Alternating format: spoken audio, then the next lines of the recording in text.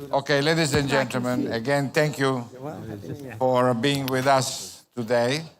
We are covering the entire morning, and we have later on in another room at the theater another session. But I want to express my sincere and deep gratitude to all these friends, and obviously to Feriel to have accepted to moderate, because, you know, for those who are aware, normally Feriel is a keynote speaker of everything, but now she is moderating this incredible panel of technology of traceability. Traceability is the essential element of what we do. We work on that, we study, we, as an industry, as a whole, certify. We try to give all the possible knowledge on that. And again, to all of you, ladies and gentlemen, my very deep appreciation, because I think it's the first time ever that you are all on stage together. So if you want to say nice things this time. No, well, apart that, but thank you very much to each one of you for the incredible job that you are doing towards the industry, because we all need all of you. And I would like to thank Feriel to be here with us. And unfortunately, I mean, despite your health condition, you are here because we know what's happened. This is winter time, and because the climate change is quite cold or quite hot, such as in this room, and obviously I hope that all of you are comfortable. But in any case, thank you very much for moderating this incredible panel. The floor is yours. Thank you. Thank you so much, Gaetano. Thank you.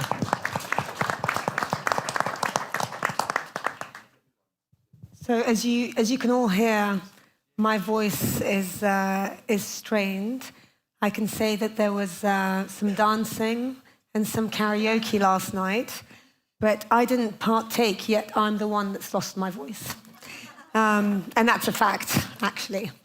So I'm so honored and actually privileged to be moderating the panel on technology and traceability. We have a large group of panelists here, all very well-respected experts in their field. And I will do a quick introduction, given we've got a big group of everyone, so that everyone in the room knows who we are speaking with. So I'll start with Andrew Rimmer, who's the CEO of Opsydia, a pioneer in advanced laser-based security and traceability solutions with over 25 years in technology. We have Wes Tucker, CEO of Tracr, the world's leading platform for tracing natural diamonds. We have Jennifer Moriconi, Chief Sales Officer at iTraceiT, who brings a wealth of experience in blockchain-powered traceability. We have Leanne Kemp, founder and CEO of Everledger, which is a global leader in blockchain technology, and she's been voted top 50 women in tech, an IBM champion. We have Bruno Scarselli, founder of Authentia, which merges 3 generations of expertise in rare diamonds with cutting-edge blockchain technology. We've got Nicholas Molkte, who I've personally known for 2 decades, founder of Botswanamark, which focuses on creating a fully traceable diamond supply chain rooted in Botswana. And we have Tai Wong, Director of Innovation and Product Development at PGI, and he leads global innovation in the platinum jewelry industry. So let's give them a very warm welcome. Thank you all. Let me just start off by setting the scene. What we're trying to do here is talk really openly in a room of friends on the opportunities and the challenges that are faced by the industry when we talk traceability. We know that traceability is becoming an increasingly critical component for the jewelry industry as consumers demand greater transparency and assurance on ethical sourcing. We know that. The trend is there. But while technology actually offers us significant opportunities for traceability, adoption remains limited. Why? Well, there might be many barriers. So it could be cost, it could be complexity, it could also be real technical expertise within our trade. And I want to start by focusing on on these challenges. So I'm going to start with Jennifer. What do you see as the actual main barriers to entry, and why do you believe that the industry's been slow in adoption when it comes to using technology for traceability? So my belief that the main barriers, comes from some fears and some false beliefs sometimes. They come from our side, on the technology side, a lack of some integrations and collaborations, and then some lack of training and understanding of how to use these tools. But to dig a bit deeper into the fears and beliefs, I think the industry believes there are a lot of changes in their practices. They may be not wrong, at least when we take it to the traceability of ESG elements, the regulations. They're here to stay, so we can't go around them. And the objective of these regulations is to change practices. But maybe traceability is there to help that, to help understand the value chains, how to manage the data. And if you manage the data, you can also manage your business and do strategies about it. And I think this could help. If these barriers were overcome, it would help. I think also traceability is being seen as transparency. It is to some extent. I'll be short, and then I'll cut off. Okay. I think it actually protects your business practices, but it makes you accountable for what you do at some stage. But between clients and providers, you can actually keep some more protection and privacy than you used to. I think it believes that it's complicated and expensive, but it depends how you use it. And I think a lot believe they don't comply to it, whereas traceability does not judge. It just establishes what's happening. And then from there on, you can do better. But you don't have to be up at a certain level to be able to comply with traceability. Traceability just makes a picture, and it doesn't judge, it doesn't police somehow. And this misunderstanding gives a fear to the industry to use it and to start applying it on their daily basis. There is a belief also that there's a lot of work. Maybe there I can't take it off. And then something that we discussed yesterday, that traceability cannot start at any place. Though we had the discussion, and I believe it can, and that it helps the circularity of grandfathered goods, for example. So it actually scoops everybody in, and we have eternal materials. And these materials don't perish, and if they don't perish, they have to start some point. And in 100 years, if we started today, we can have a story of a piece that has a long journey. So we can use it for marketing. It can become an added value and not just a regulation, not just a burden to practices. So last but not least, it helps you, and it doesn't impede you to increase your resilience and to be more ready for next steps and how to manage your value chains to respond to regulations that will change in the future as well. And I think on our side, the big barrier is that we're not integrated. We don't have the same minimal data points, which would help the industry not to take time. You asked why it took time. A lot of clients or prospects say, we don't know who to choose, how to choose. And so if there was some coherence, we would maybe make it a faster adoption. And I think that's about it, for my opinion, at least. I think that's really interesting, because your lens is one of a service provider. I'm here to offer you a tool to trace, right? And so you're seeing either a welcoming audience or someone that's saying cost, confusion, are you testing my compliance, etc., curiosity.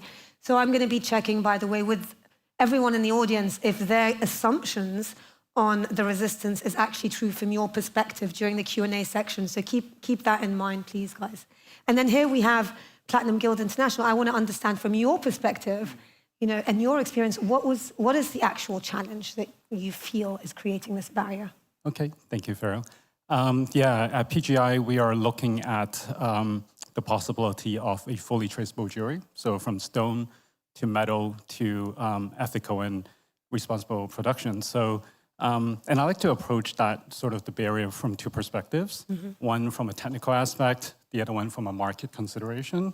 So for the first one, for technical, for metal, it's always been a little bit complex when we're tracing the origin of metal because, yes, on one hand, we have platinum directly coming from the mines. And for example, South Africa mining goes through the strictest and most formal of sourcing protocols, and is regulated by organizations and authorities like South Africa Diamond and Precious Metal Regulators, licensing all platinum activities, including mining and processing. So in a sense, all the paperwork is already there, the paper trail is there. But not all, or if anything, most of the platinum being used in jewelry production is not fresh from the mines. A lot of it is recycled from the auto industry or from fiberglass and from other places. And there's all levels of complexity when we're tracing into the origin of these recycled metals. From the platinum side of the business, we haven't really settled on the technology to track metal. And I'd love to engage with today's panelists to see what sort of options we have in doing that. So that's the technical aspect. The other one is from the market consideration, because at PGI we do tons of research. And while research is showing that there is a consumer need with sustainability, with traceability, and to a large extent, consumers are willing to pay extra for it. When we do work with the retailers, they do come back saying that it's a little bit far from the reality. They are still having difficulty in converting traceability into commercial value. So for example, last year we've launched a responsibly mined platinum into the market, and that's platinum sourced straight from South Africa and is sourced in compliance with LPPM, with the responsibly mined platinum guidelines. And we launched that with Stoller in the USA last year, and it actually has moved some significant volume. But we are yet to see a vast adoption of that positioning, the responsibly mined, and how that goes from a certificate to an actual retail communication with consumers. We're still in the works with a lot of retailers to do that. And some of the feedbacks we get is it's hard to price traceability into the jewelry pricing. And when we're talking about vast adoption, we're looking at mass market jewelry retail. And they're saying a lot of consumers are not directly coming into the store asking for traceability, nor do they have, right now, the sales data to prove that they're willing to pay a premium. Now, while, I guess, building the infrastructure, building the communication, building the interface, it's not costly, I think what they're struggling and what they're exploring is how do they really build a perfect narrative for the consumer to really identify with, like a very substantial value.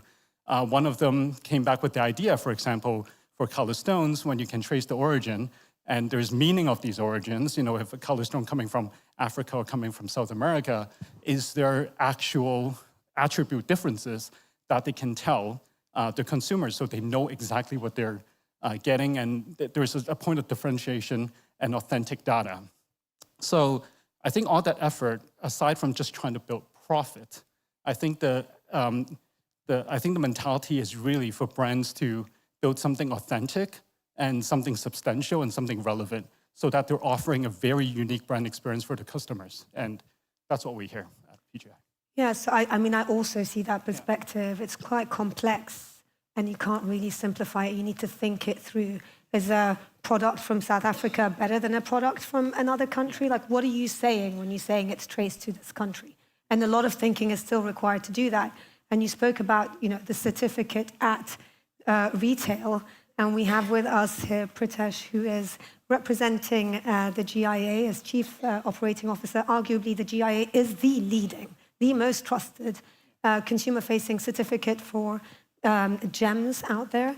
And I'd love to hear your perspective. We've spoken about the challenges. So let's talk about the opposite, you know, the opportunity. We have such a huge panel, then there must mean that there is demand out there for traceability, for provenance storytelling. What problems are we trying to solve? Where are we all united in working towards the opportunity that we're trying to solve for the trade? Pritesh, please go ahead.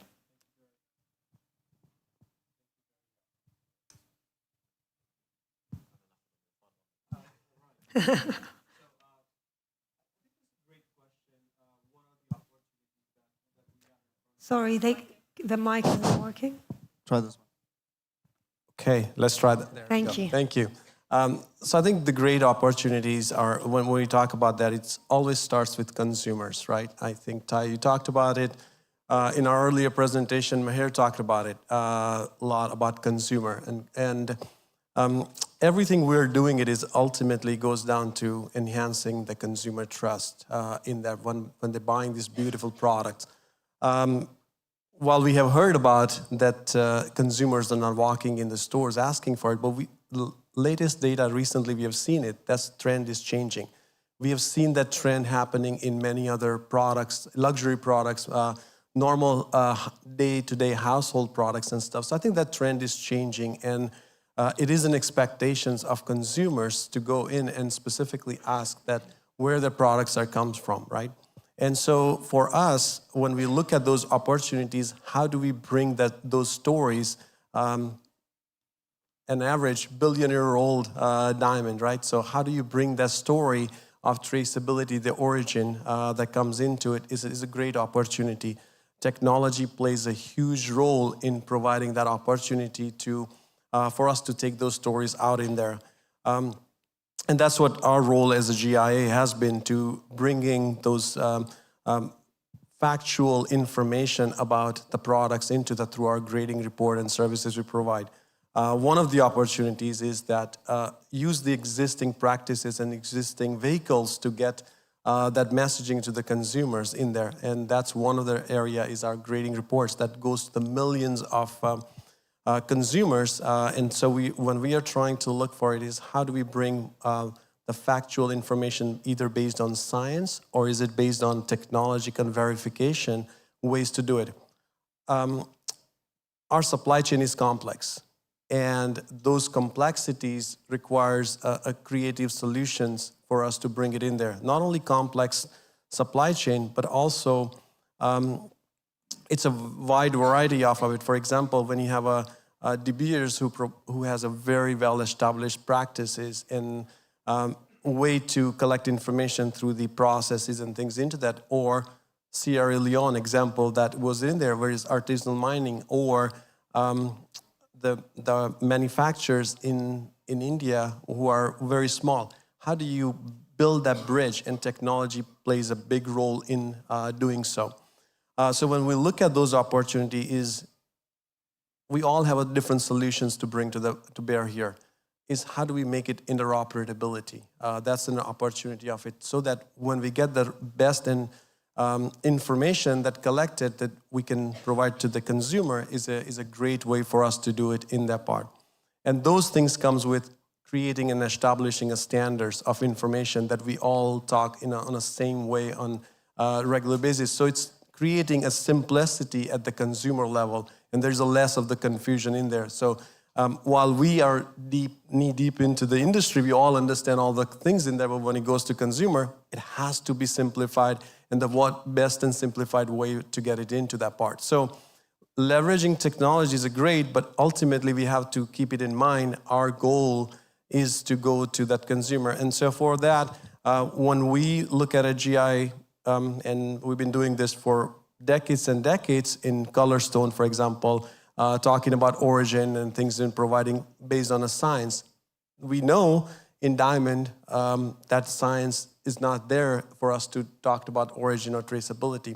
So let's use the technology, and our goal is to collaborate with many of you here to bring that information in there. And an example in Tracr, we've been working with them to bring Provenance, where some of those origin information on our grading report, or we have worked with Everledger in past in different programs that we are doing with it, is to take those information and bring it up to the consumers with that. So when I go back to the opportunities, it all starts with consumer, creating consumer trust, interoperability of the information that will help us enhance those trust, and it all starts with creating those standards that we all speak single nomenclature, so that there's an easier way for us to articulate those information wherever it's been communicated as part of it. So those are all the opportunities in front of us, and there is no one solution that's going to solve all the problem. And I think that requires a lot of collaboration, that requires a lot of communication and coming together in there. And so this is a great way of starting some of these conversations and the work that we all are working together. That's, you know, when I think about GIA, I think trust, right? So consumers ask for that certificate because it provides them with trust between two parties for an interaction. And it's lovely to hear that the GIA is thinking, right, what's the next stage of that trust? Because even though, as you mentioned, maybe consumers are not asking for it now, maybe they're expecting it, right? So given that you mentioned Tracer, let's move to you, Wes. Are you working to solve the same problem? Do you agree with what Pritesh has said, or would you like to? No, I mean, absolutely. I think, Pritesh, you've summed it up quite well. And what I want to touch on at the end, and I'll sort of come back to the question, is a thank you for this. And to the audience, this has never happened. And if there is a question that this panel can't answer, there is no answer to that question. So please think about your questions, because now is a good time for it. And I think, you know, I see that the world that we live in the jewelry industry and diamonds, et cetera, is a risk and opportunity balancing themselves out all the time. And I think you touched on that quite well. The things we hear all the time, which I think has already been reflected in the panel, are these three key things, which is, you know, the one, and I'll talk a little bit about that opportunity, is, well, no one's asking for it. You know, the second is that, well, what about my existing stock? And I think you touched a little bit on the grandfathering. I've got one that has origin, one that doesn't, et cetera. And then the other one is this added cost in the industry. And so for me, you know, the first two in terms of cost and scale, you know, the companies that are sitting here, 5, 6, 7 years of doing this, we probably cover over half of the diamond industry in terms of traceability. So I think availability is not a problem. We work very hard on simplifying the process, using existing channels, using existing technology to not add additional cost. But the one opportunity and risk that I think is very interesting is in that downstream space, which says, a lot of them say, well, look, the consumers aren't asking for me, so come back when the consumer is asking. And I think there's a huge opportunity there as well as a balancing risk. And my view is there's two types of companies in the jewelry industry. There are brands, and there are those companies that sell products to customers. They're two distinctly different things. So if you're a company that's selling a product to a customer, then by all means, whatever the customer wants on that day, you fulfill that and you move on. It's no problem. And you'll be okay. You'll find whatever it is that needs to be sold and you'll sell it into that channel. If you're building a brand and you want to build something that is going to last generationally, something that is trusted, then if you wait until the consumer is asking and you cannot answer that question, you're going to put your brand at risk. And so, but you asked me about opportunity, not about risk. So that is a clear risk, but I see it at the same time as opportunity. And we spoke a little bit about the existing channels. We spoke about how we can communicate to markets. And I think Mahir did a really good job of talking about, you know, the opportunity of the data collected along the value chain that can tell rich, meaningful stories. And I think the main opportunity using whichever platform you choose to use to collect whatever data you choose to use or whatever standard and level you want to do, because that's up to you because it's your brand. It's your family name on that door. You choose your path. I don't think it really matters which one you do. But how do you create rich, meaningful collections that speak to your brand using that data that you've never had before? And the work this panel has done to create a new frontier for diamond jewelry in the market, where I think it's needed now to create something new that's going to attract the attention and allow that new generation coming through to fall in love, is going to be collections based on origin, collections based on where it was manufactured, who manufactured it. There's going to be something that is rich and meaningful, that if you adopt technology, you'll be able to scale that out in the industry and you'll be able to tell something that, to be fair, is going to differentiate your brand in a way that is then trusted in the downstream market. You know, I think it's really interesting that the word compliance has not been used yet here. You know, you need to do this to comply, which is great because they're thinking bigger than that. They're thinking consumer, the consumer of the future. And they're thinking expectations. How do I prove that my brand holds these values that consumers want to wear with pride, right? So I love that hasn't been mentioned yet, and I'll park that for a second.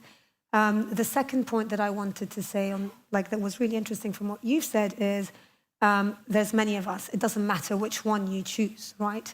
We're all here to serve the same purpose. But frankly, it's confusing, right? I'm looking at all the service providers. There's many, right? So, Leanne, I want to come to you first, right?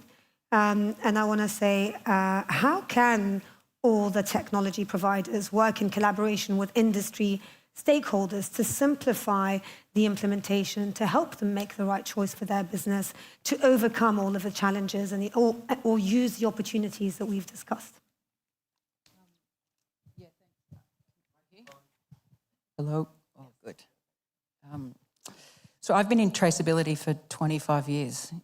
I know nothing else, and I know nothing more other than technology, which is ones and zeros.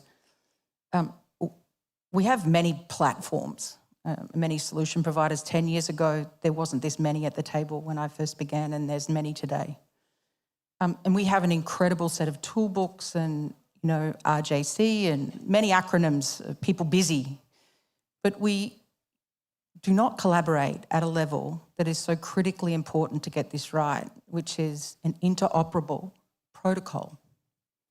A constructed language that is the building block that enables you as industry to choose whatever light switch you want to turn on or off, or a dimmer switch for your story, or the type of lighting that you want to put in the room to amplify your collection. And until that happens, there will be many, many solutions, but it will not be robust, and traceability will not provide the right amount of outcome that this industry deserves to not only give its consumers, but to give itself. In technology, we see many constructive waves of trends. You know, I've built many platforms. One of them at some point in time 10 years ago was about building API first, right? So when you're thinking about building technology, you think about API first. Now it's about AI first. If we stopped today talking about traceability as a sidecar for industry, like a freak show or a circus, that maybe will help deliver origin as a part of a storytelling, and bought it as the constructive core, as important as a USB plug is to be able to charge something or make a connector, then that is the only way we will enable traceability to deliver value. We've heard in ESG talks now, the freight train is coming around the collection of data. Hello, that's traceability. It's not just about origin. So companies on this panel have many platforms. We all have different solutions. But what is still missing at its very core is all of us to take our corporate jackets off, sit in a room in a pre-competitive space, have a willingness to collaborate and create an interoperable protocol, and enable it as an international standard. Our industry rejected the ability to have an international standard around traceability. Total, utter insanity. We need more nerds in the room. We have enough technical talent. We're never invited in. Probably won't get invited back next time, but that's okay. That's all I got to say. You'll always be invited. You'll always be invited. And it's true. Leanne was the first person that came to talk about blockchain technology for traceability to the industry. And what's interesting is, from your perspective, collaboration is extremely important, but somehow you're feeling that the industry doesn't want collaboration. But what we're hearing is industry saying, gosh, there's too many of you. Why can't you just collaborate and make it one? So there's clearly some sort of disconnect on perception versus reality there. So Bruno, let's go with you now. So which is, do you agree that that's the best way to go? Or is there something else that you think we can do as different service providers to overcome these challenges that are perceived from the trade? Well, interestingly enough, you hear so many different views and motions and Sorry, Bruno, I don't think we can hear you. Feelings. Yeah. Like to sing. So there are certainly many aspects here that touch either a right side or the left side of the problem. And what is the problem? I don't view it as a problem.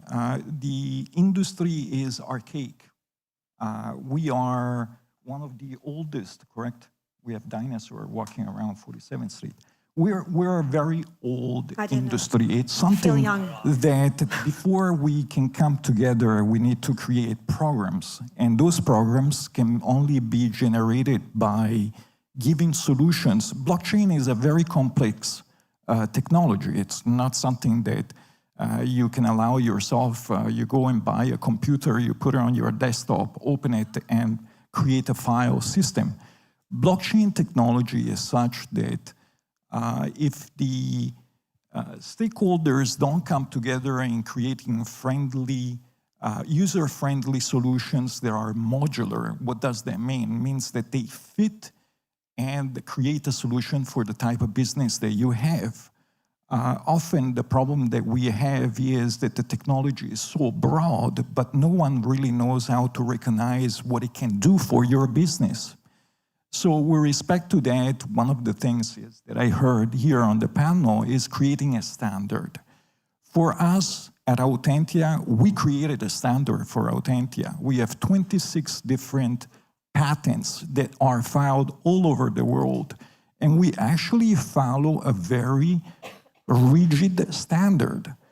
But that's for us, you know, that's really not for everyone. And we felt that after generations of spending, buying and selling rough and polished diamonds and manufacturing, we felt that we knew, at least for us, where the dark and difficult point that no one is really addressing in our industry. And we went ahead and put it into patents. But coming back to us, what we need is we need to make this technology easy for everyone to understand. We need to have a principle of interoperability, as we have heard, which really refer to making the solution simple, very specific for the business that you are conducting. The other aspects that I would suggest can bring us together is instituting programs that teach retailers what is it that they are actually venturing towards. We have heard origin is not important or origin is important. Well, to some people it's not, and to some other it is. If you're a retailer that buy the rough and produce it and create your jewelry and you sell it to your consumer, Authentia, for example, will have an authentication program that allows you to know exactly where everything is coming from. Aside from Authentia, there are many other solutions that are compatible and plausible for that particular program. The reality is that we need to come together. We have heard that before. Leanne was very vocal about it. There are many aspects that are unknown. You know, for example, you're right. Today, data is money. Today, data is knowledge. Today, data is power. We know that because the culture of Amazon with their cloud systems empower huge economies of businesses around the world. And so for that particular reason, the question that remains to be answered is, once you share your data on a blockchain, who owns the data? So those are aspects we should sit down and analyze and find and provide ourselves an answer. Outside from that, I think that I would be repeating just about everything that has been said, so I think I will just be quiet and hand the baton to someone else. Thanks, Bruno. I think that is a genuine concern. It's a concern that needs to be, I hear it all the time. Who is owning this data? Data is money. This is my data. Which, you know, do you take my data when I give you this information? And it's very hard to understand the answers. So there's a technical conversation that needs to be simplified on both sides, because the trade has technical speak and lots of letters, and the technology providers have ones and zeros that we can't ever understand. So I think there is a communication gap on that front. Just one last thing, and it may not pertain to the last statement that you said, that you made, but one of the things that, for example, we should be able to provide our customers, especially retail customers, is what is that authentication program going to look like for their business? that means is maybe it's not something to make available to the broader mass that comes in and buys one specific type of jewelry. Maybe it is for those more discerning clients that may want to actually learn the heritage of their product. As we have heard, the origin, what it means in relationship to the communities that live in those areas, as we have heard from the beers. Yeah, well, I agree. Thank you, Bruno, for that. So let's move into what's been happening recently. Compliance has been a big topic, right? When we talk about origin in the trade, it's because regulation is coming that needs to prove that our product can be moving across international borders if it doesn't come from a sanctioned entity, a sanctioned country, etc. And that's why origin has become important. It's more of a B2B burning platform right now to be able to do trade. But beyond compliance, historically, when we think of provenance and we think of origin, we think quality, like Persian rugs, like Iranian caviar, like, Cuban cigars. This is different now, or is it the same?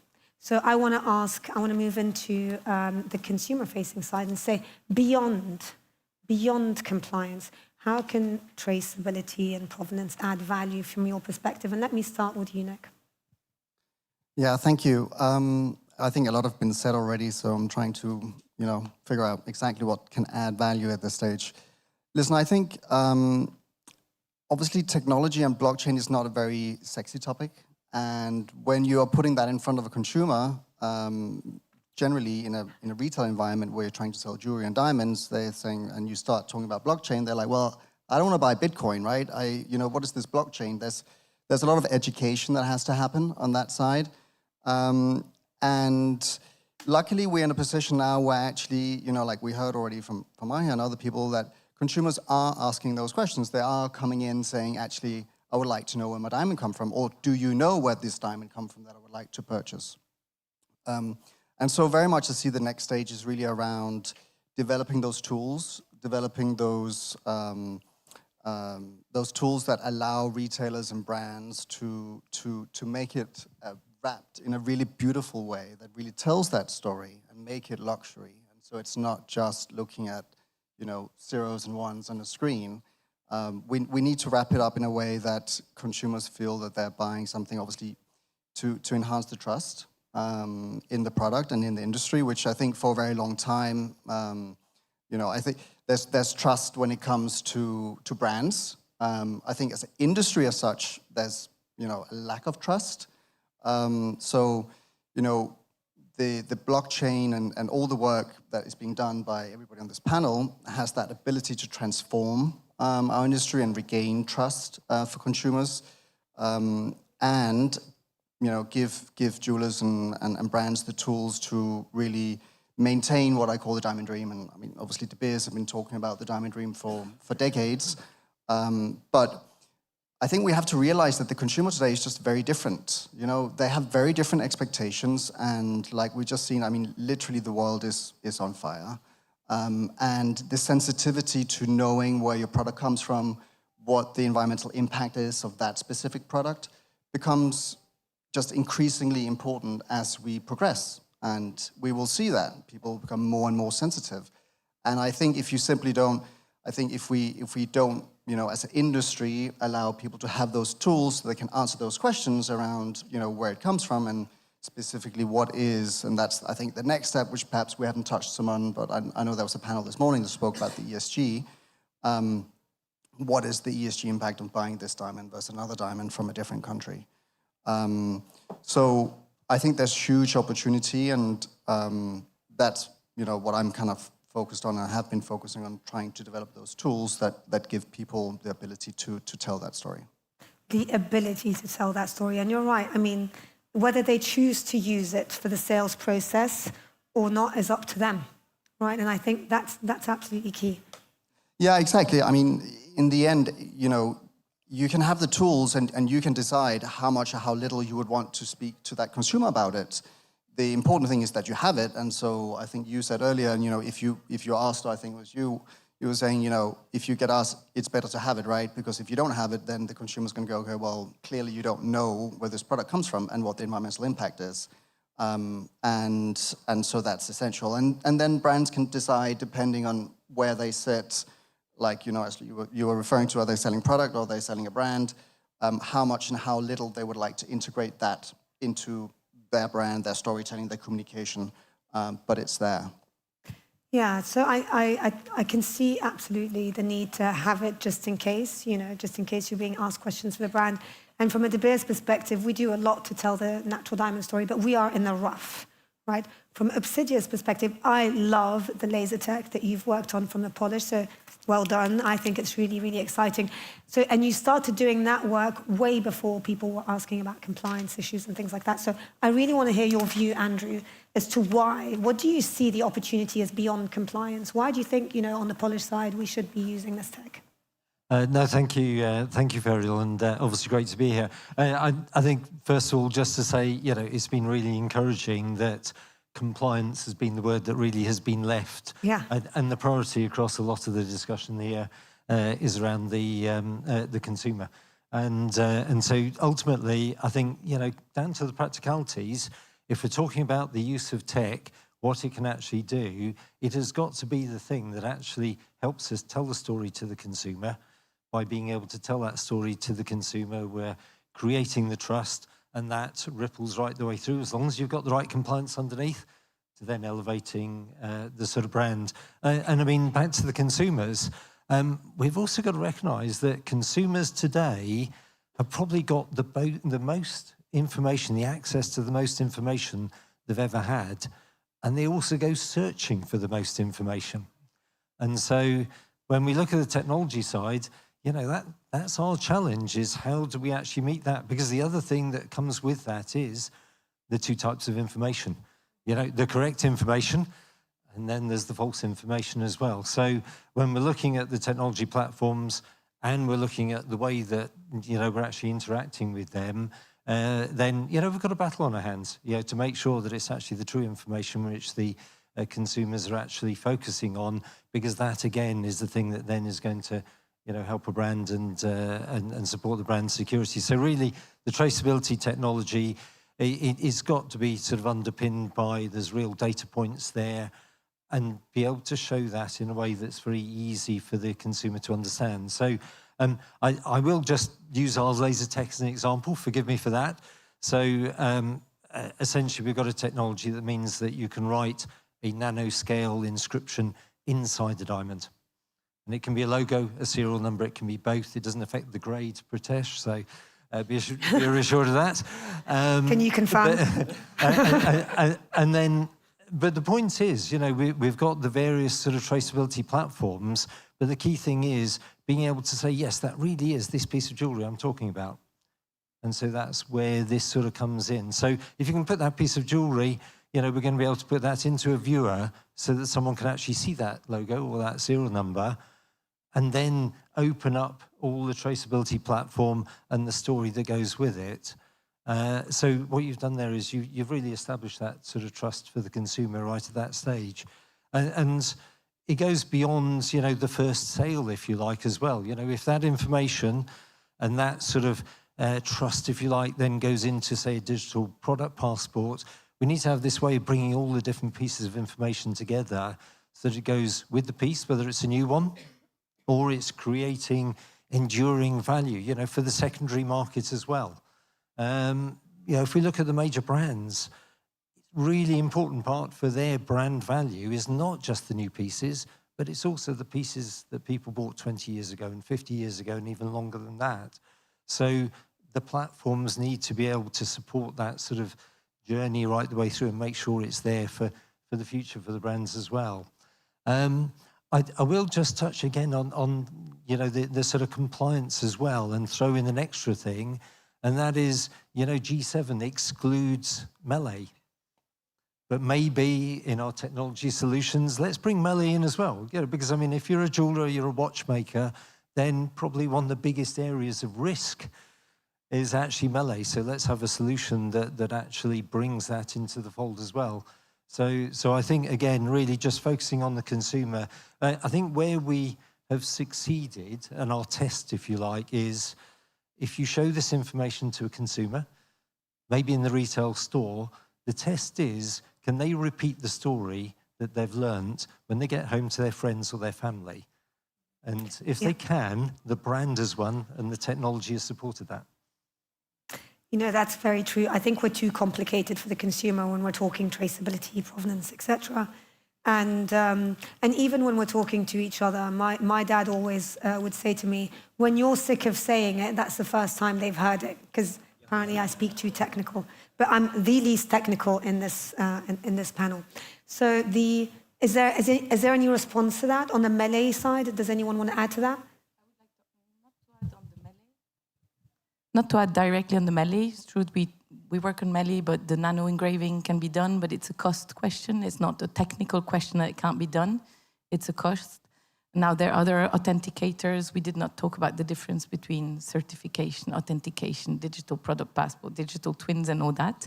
It is important, but here we were talking about the traceability, which is the train, and then the connectors with metals are different. Cocoa is different, all different products.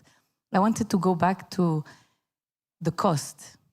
I think it can be expensive not to use traceability. Why? I take an example. I don't want to put a stigmat on anybody. Avi Kravitz was talking about why Signet went down 22%, saying that they should have shopkeepers that were more experienced. If I understood right, maybe I understood not right, but that's what I understood. I do think that jewelry shops need to have, of course, good shopkeepers, but it's not always easy to recruit people who know the story of each piece.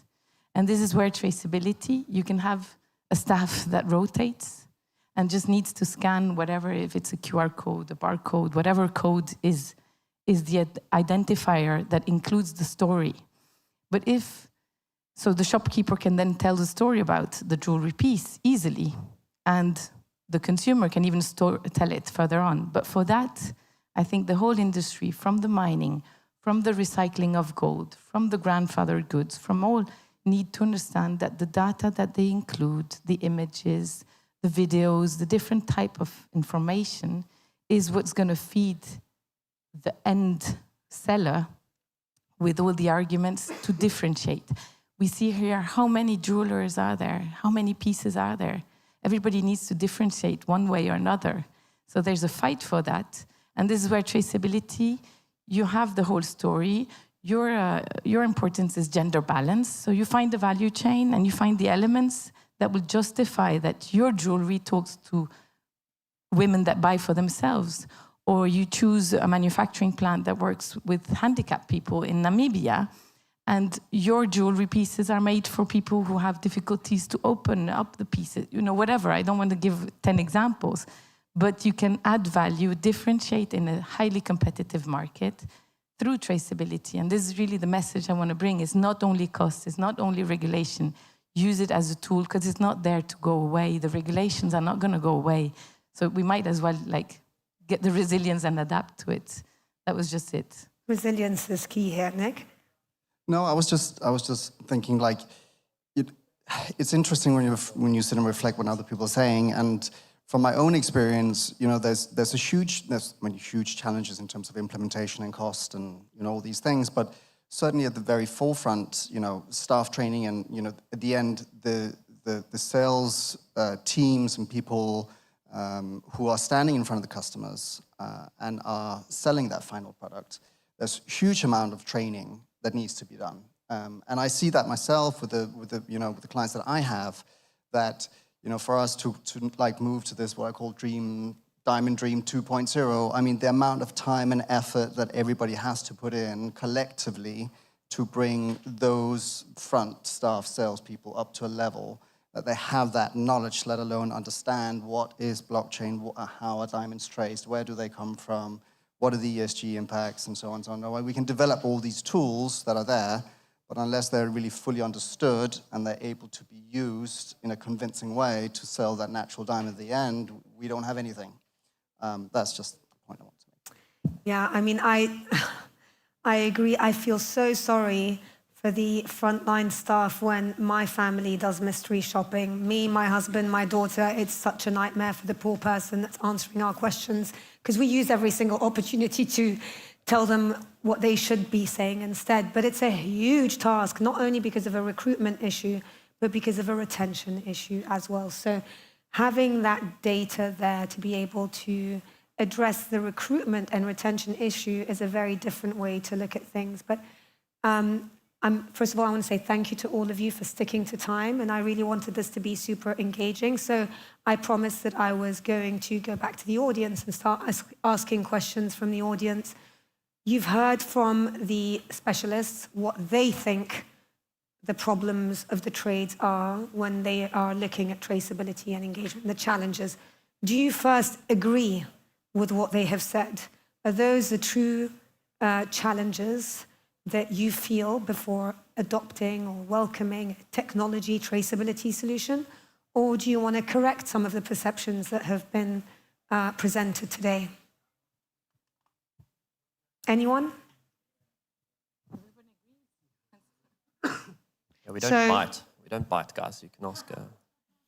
Let me just remind you what they said. Oh yes, we've got a brave person in the back. Please stand up, introduce yourself, and let us know if you're aligned.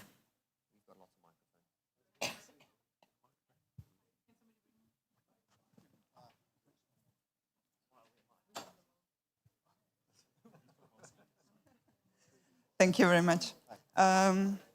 Full disclosure, I'm a biologist, so I work with the companies in the sector trying to identify impacts at the site where the commodities come from. So for us, traceability is essential. I can't do my job if there's no traceability. But as Jennifer mentioned, sorry, quite often companies fear traceability because they suppose it's a reputational risk that's coming to them, right? Because what if it's sourced from there and people there, whatever, something happens and people will not want to buy because it's there. And I think this then combines what a couple of you said, is that this is actually opportunity because recently in one sustainable cosmetics conference, one of the people said, why do we need this sustainable label on a product? All of our products by default should be sustainable.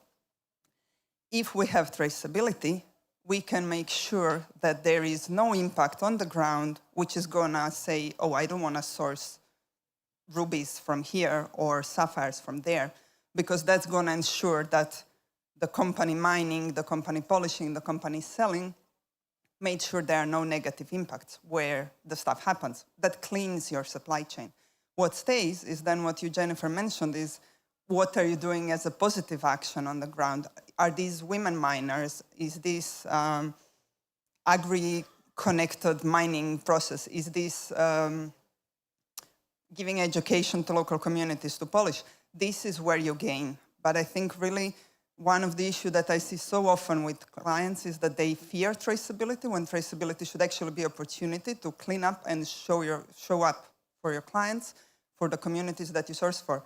What we heard before from the beers, all the actions that they're taking on some of the countries where they mine, this is where traceability brings value.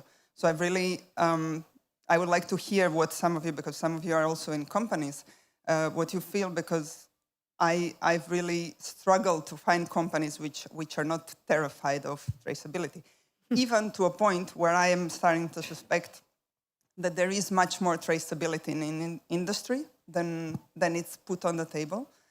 Because I literally had clients who say, we can tell you where this is coming from, but you cannot use it.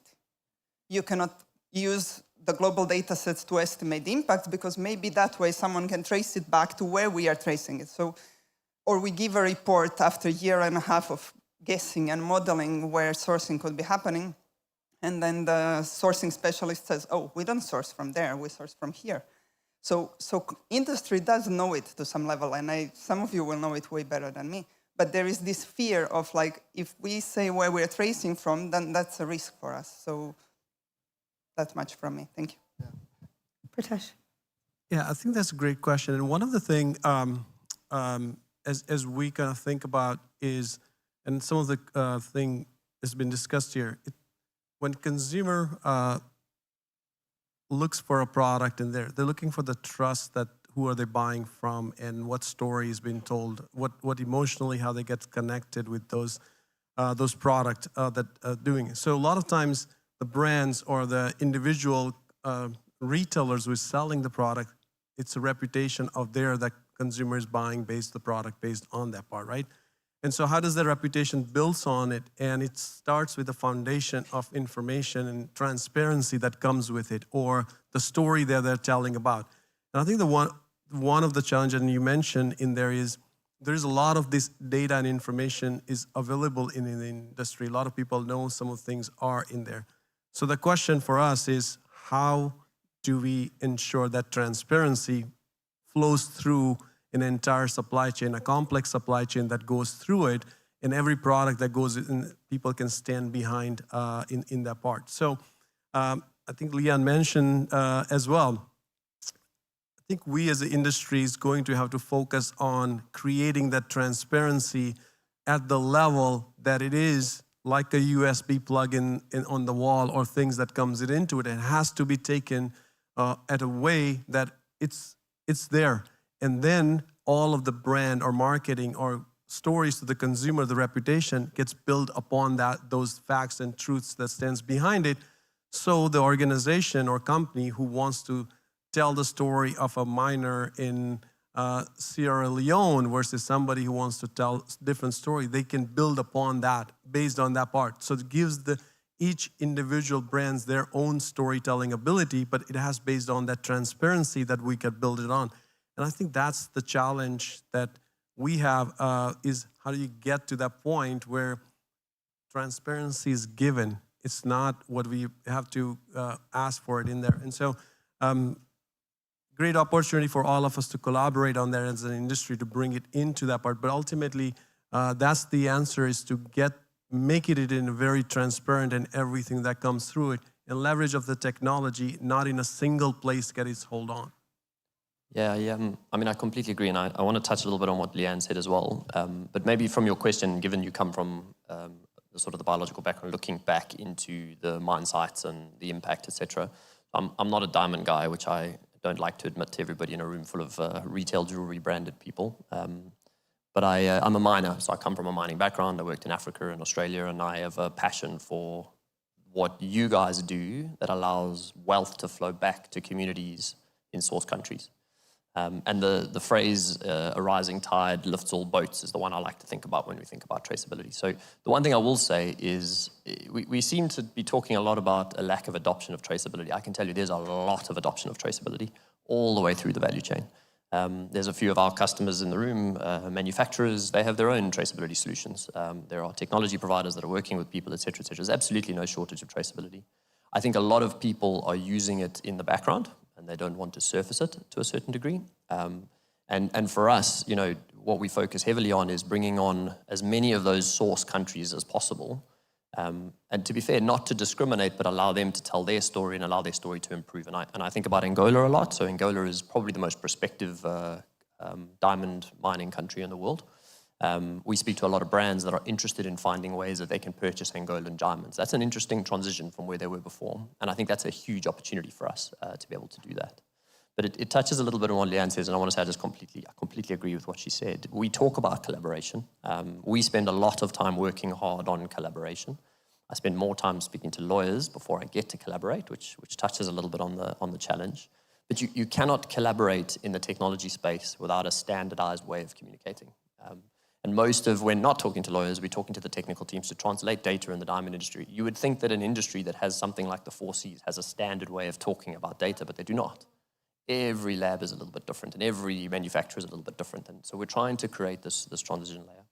And I think absolutely open to finding that standard with all the red lines that exist and all these things that exist in a non-perfect world. But there is an industry challenge there in that if you think about, most important thing, please don't walk away from this talk and think that we're talking about blockchain, because that's not what we're talking about. A kid in their basement can spin up a blockchain on AWS tomorrow. It doesn't add a huge amount of value in terms of the time and effort that's put into it.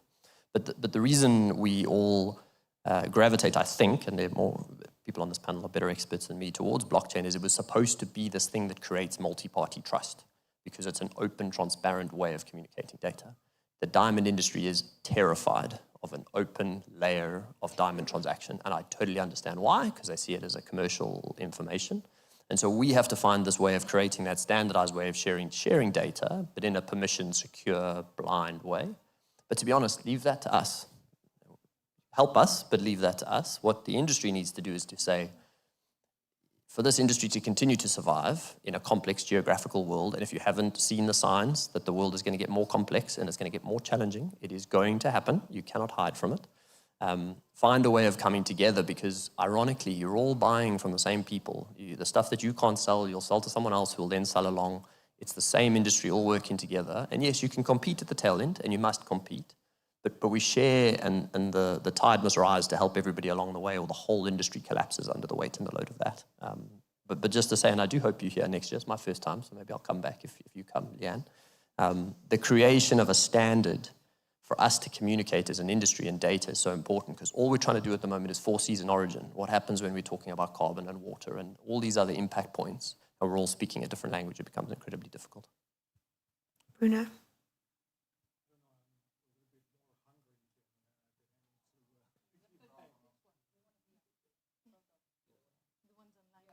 There we go.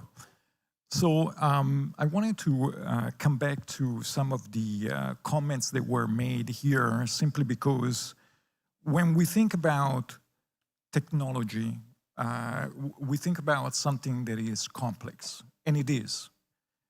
When we talk about sharing data, as we said before, this is the power of the industry. Well, there is an answer. The answer is not a private blockchain, but a public blockchain. And the severity of this conversation is maybe too deep for this moment. I see a lot of people here probably feeling quite hot. So I will not go deeper into the technology aspect of what I am looking to impart here, but simply say that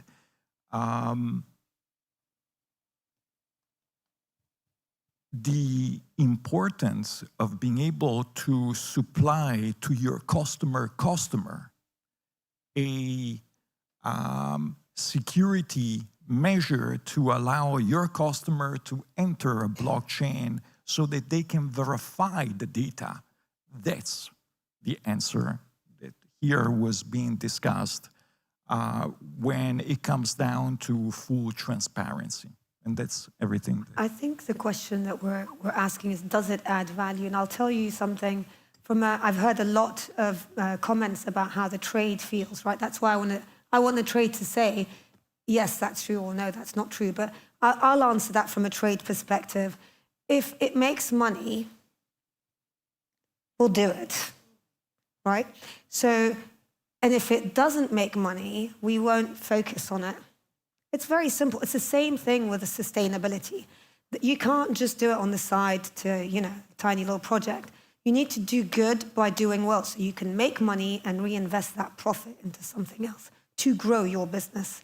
So that's my challenge to everyone that's focusing on the solution, the problem that they're trying to solve, is prove that it will make money, and we'll all do it immediately. So I'll go back to the audience now and see, is there any agreement with what I've said? Anything anyone else wants to say? Any questions you have for the panel now that you've got them all here together? Silence. Raluca, please. Raluca Angel, Natural Diamond Council. I wanted to say, and actually congratulate you, because it is a unique amount of people. I've taken the most fabulous photos, because you are truly impressive. You do bring different sides of technology, but more than that, you bring unity. At the Natural Diamond Council, we want to definitely... Yeah, yes, thank you. That's very good. At the Natural Diamond Council, of course, we talk to consumers all the time. And for me, it's very important to know that I'm able to share the message. And to be honest, I might come back to you to ask whether we could write an article together so that we can bring this to consumers. Because you are right, there is much more traceability that is being done by the industry than consumers actually believe. And industry, it's not just diamonds, it's Ty here is also to confirm that you're integrating all of these within the wider communication around jewelry. So I think this message of unity definitely needs to get to consumers. They need to feel very, very empowered to be able to trust this industry, because the industry does take care of them. They don't need to ask questions about traceability. They will have no clue. They'll get scared about it. But they want to know that the person that is in front of them, the jeweler or the retailer, can, one, address questions. And for me, I can definitely confirm from our side, talking to consumers, they want to be charmed by stories. So you made so many points, and I think we're all aligned in saying traceability can be absolutely used to tell a story, a beautiful story of the stones, of your products, of all of your collaborators. And it's a synergy that can certainly be brought to the sales assistant. So it's a confirmation, Feriel, that you are asking. I can tell you from the consumer side, definitely it's there. And this message of unity, please, let's tell it more so together, because I do think that will also drive further adoption. Thank you so much, Raluca. So unity is the key. Unity is key here. Do you agree? Are you guys, I mean, we spoke about the need for collaboration, the need for a universal language for traceability, a standard. Pritesh, please tell me. Answer is yes. Yeah. But I want to just go back to the question, or answer a question that you asked earlier about if it makes money, people will do it. Yeah. I think we should restate it a little bit differently. I think we should be thinking about if it creates value, people should bring it into that. Because if we create value, then money will come as a part of it.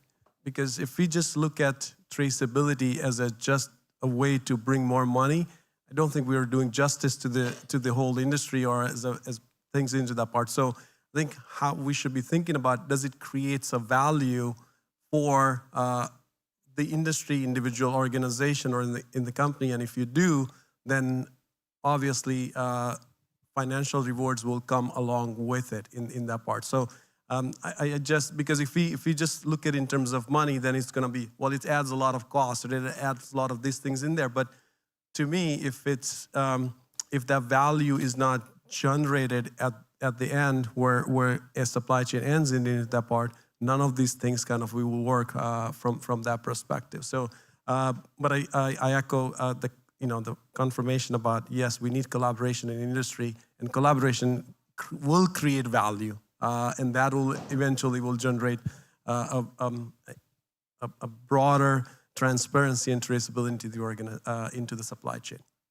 Thanks, Pritesh. And that's a very good point. Very good point on value versus, I think the word that was used earlier is premium, because I guess that's where people don't see the premium in product that's traceable. Please. No, and I think that's a super point. And I think that's something that has to be communicated really clearly, and especially now, obviously, with traceability coming in, you can actually demonstrate where, if there is additional cost, well, where is that happening along your pipeline? And like Mahia did the presentation before, in terms of demonstrating how much value all the additional cost goes back to certain communities, right? And why is there a premium or more value, or why is the stone or this product more expensive? Well, actually, because it's benefiting so further down the pipeline. I'd like to add something with the fear that you said, but also mix it in with the different points, and that there are a lot of companies that use traceability, but maybe don't have a totally clean value chain. But let's think about it also for us. We would like to be more green, or at least for me, I would like to be more green, not take my car, not take the plane, do things like that. But between what I would like to be and what I know is the correct behavior for at least my kids and their kids to thrive in a world tomorrow, I can't do it properly. But when I can analyze where I have the most negative impact, I can reduce 1 point at a time. Like the IKEA that took one store out of their business, and that had a huge impact. So if you already can, if we could, that's difficult to not demonize bad behavior, but somehow if a company gets, let's say, shamed, or how do you say, like gets a bad article about one thing they did in their value chain, they get exposed. If they have a clear view of what they do positive in all the rest, they can say, this was negative, we can work on it, and we can prove in 2 or 3 years that we actually resolved it, but we can also tell that we do all this.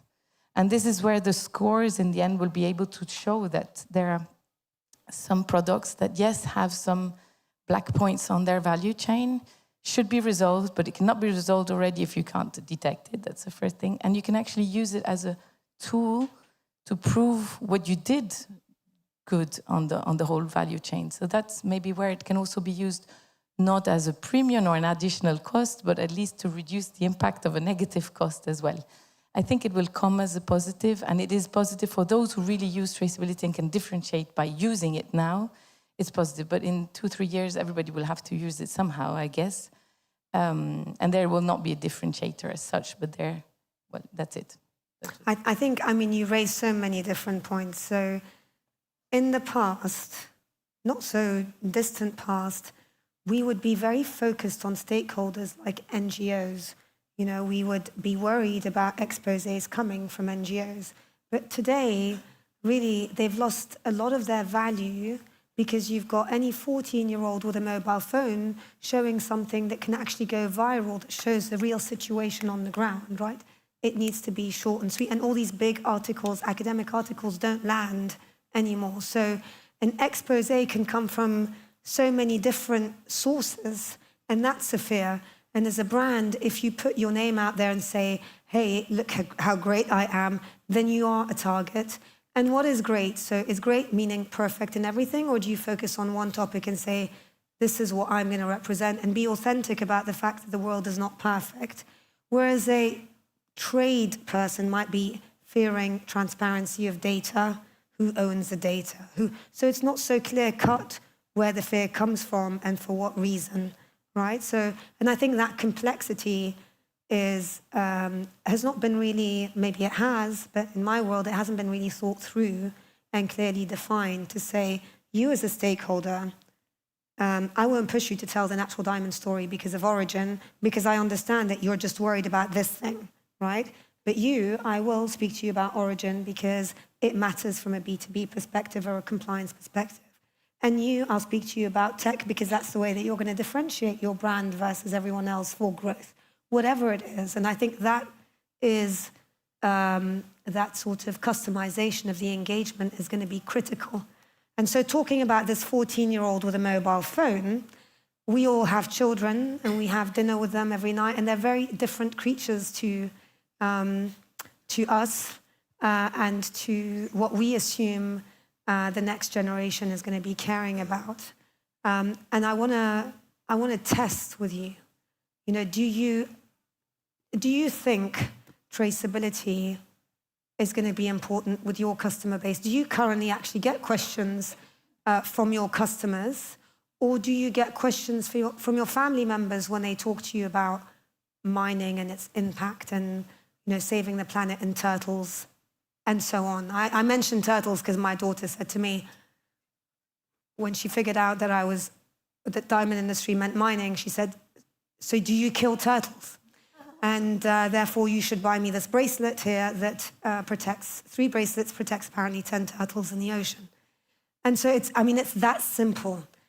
Does anyone have can you actually just raise your hand to say, yes, I agree, consumers are asking me right now about traceability? Okay, so not so bad. Do you believe, raise your hand, do you believe they will be asking you for traceability? A mic, please. That's a very good point. I think it depends on the perception of the value of that question. So if we work on the perception, maybe they will ask more. I think it has to do with so if you're saying if we start putting it out there, they'll ask more, right? Please, Lisa, hi. Thank you. One of the things that I think is that you have an incredible opportunity to lead.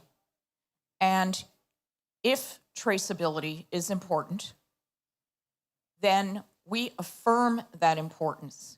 And in affirming that importance, and in explaining why, in explaining the value, if I may protest, then you have, in a way, because part of this is also how do you teach, if you will, and by that I don't mean subordinate to superior, but someone who knows a realm to a person where this may not have occurred to them, or they may not have thought of it in this way. And so consequently, I think the question, or a question that perhaps we should be asking ourselves is, how can we make this important? How can we make this relevant? And how can we show the value of this to the consumer and for the product? Thank you. Great. We've got it. Thank you, Lisa. We've got a question in the back, and then we'll come back to the front. Hello. Sorry. Hope everybody understands. Go to the conclusion. Hello, all my dearest peers here. I just wanted to say a comment that is when you ask if the end consumer is eventually asking for traceability, I think that if you ask the end consumer something that they don't know that it even exists, or that it's available, or which are their benefits, how are we supposed to understand that the end consumer will be asking, going on store, asking for something that they don't even know that it exists? This is first thing. Very good point. Very good point. Thank you.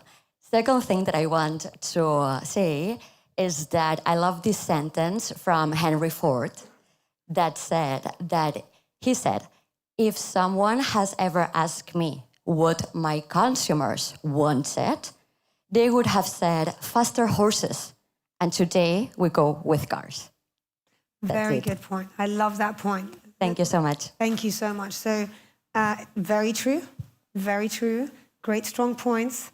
What's your response? No, and just to say that there's a fellow traceability brand product there, so go speak to her as well. She should be on the panel. But we only had 8 chairs, so she couldn't be on the panel at all. I think it's really interesting because I think sometimes we don't zoom out a little bit in our world, right? So, natural diamonds, gold, platinum, jewelry, brands, etc. And depending on the horizon that you're looking at, and I like the Henry Ford thing, right? Because it's a little bit like, Steve Jobs is like, I don't ask customers what they want, I give them what I think they need, and then it scales from there. If you zoom out a little bit and you look at the generational changes, so there's an entire generation that's going to be handing jewelry down to the next generation. We're not going to make any money from that. There's no value there, I'm afraid. So that's a problem, right? But also, if I, as a young consumer coming through, have finite resources and an infinite amount of choice as to what I can spend that money on, and I'm getting this pre-loved, grandfathered, second-hand jewelry coming down, what we have to be doing is competing for that attention span. This is a digital signaling world. I don't need to own something for people to think I have it. So I can borrow your ring and I can do a little Instagram post and I can give it back to you and people just assume I own it and I don't actually have to buy it. So to that point about, and again, this is not about traceability. This is about, in the 1940s, De Beers penned this line, the young female copywriter, diamond is forever, and we've lived on that dream for a long time.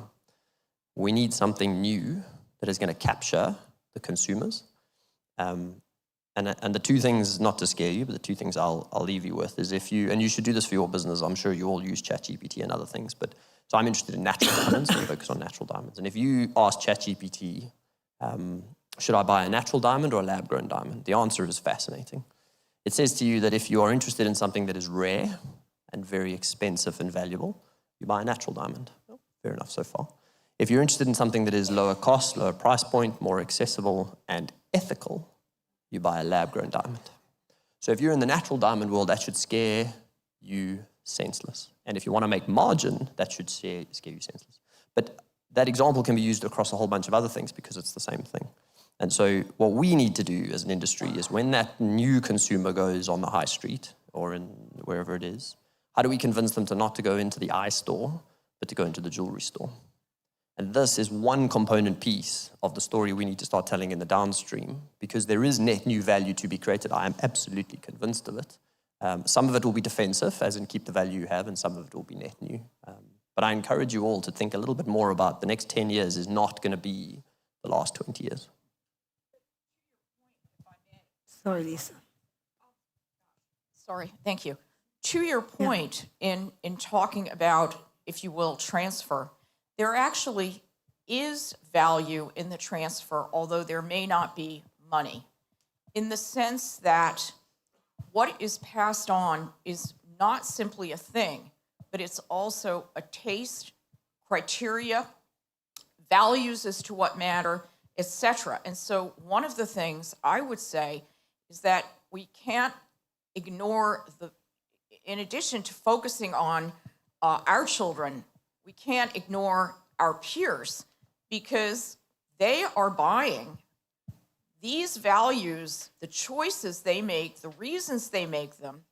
They're not only for themselves, but they'll probably be talking about that. If it's like my family, they'll be talking about it in their family. And that is another dimension of shaping the next generation. And it may not be technology, but in the nature versus nurture thing, nurture is pretty important. So I would say there is value in transfer, and ultimately value can become money.